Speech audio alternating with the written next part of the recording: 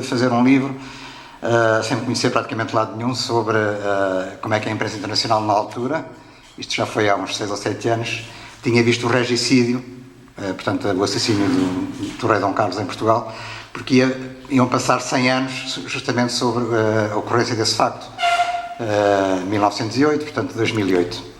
Eu achei a proposta interessante porque eu sou jornalista de carreira e, além de tentar exercer da melhor maneira a minha profissão, também me preocupei sempre muito por refletir sobre o exercício da profissão e observar o jornalismo, portanto, aquilo que era feito, como é que era produzido, os pontos de vista, os ângulos, etc. Aliás, eu sou há 20 anos, faz 20 anos este ano, presidente de uma associação chamada Observatório da Imprensa. E, portanto, lá está esse outro lado de ver a imprensa não só a fazê-la, a criá-la, mas também a refletir sobre ela. E, portanto, aceitei o desafio e fizemos juntos esse primeiro projeto, que implicou, como implica sempre, a pesquisa da imprensa da época, e sabia-se que o regicídio tinha tido um impacto internacional, sobretudo europeu, tremendo. Era um facto, de facto, realmente excepcional.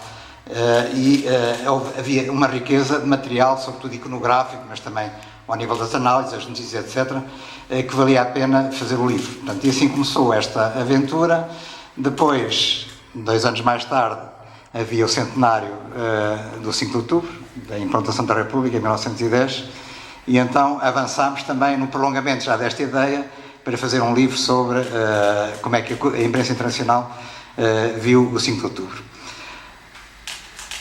Mas a verdade é que, praticamente, desde que existe imprensa, Portugal é um protagonista esquecido na imprensa internacional. E, portanto, só houve muitos raros afloramentos em que realmente Portugal, como diz o título deste livro, andou nas bocas do mundo. E no século XX, além do regicídio e da implantação da República, tinha havido um terceiro momento, que era o 25 de Abril.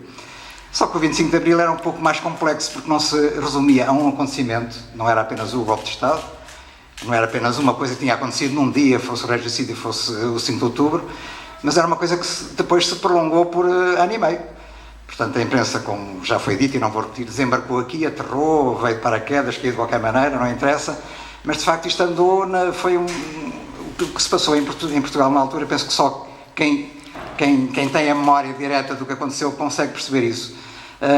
Teve um impacto absolutamente extraordinário, excepcional, único no estrangeiro, com a quantidade de jornalistas, com a quantidade de análises, comentários, com as previsões que se faziam, com aquilo que ia acontecer, com as tentativas de tentar de compreender e não conseguir. Isso é uma coisa que o Coronel Vasco Lourenço referiu e é de facto verdade, que em certa altura, no verão portanto, no fim de agosto, mais ou menos princípio de setembro de 1975, como se vê pelos comentários,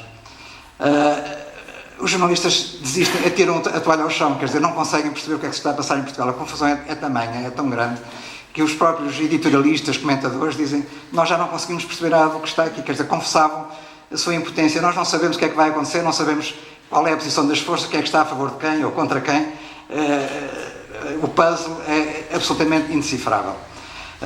E de facto, é por isso, aliás, que eu devo dizer, nós referimos a questão de tanques. Tanques, de facto, é decisivo na alteração da correlação de forças no poder militar, e portanto é logo a seguir, no princípio de setembro.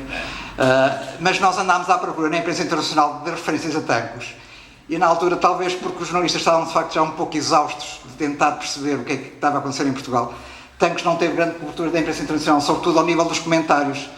E eu gostava de dizer outra coisa, é que de facto a matéria era tão grande, tão vasta, que nós decidimos, a partir de certa altura, que tínhamos que nos concentrar só em coisas muito específicas e portanto, não fazer referência às reportagens, às entrevistas, e, portanto, de facto, realmente não falámos da entrevista do Coronel Vasco Lourenço, na altura capitão, que teria eliminado muitas coisas, mas, de facto, ela passou praticamente despercebida em Portugal. Só se percebe que há uma luta dos capitães contra os generais superiores, sobretudo o Spínola, quando o Otelo Saraiva de Carvalho mais tarde toma posse de comandante do Copcom e faz aquele discurso contra os generais, e portanto isso de facto foi uma coisa muito visível.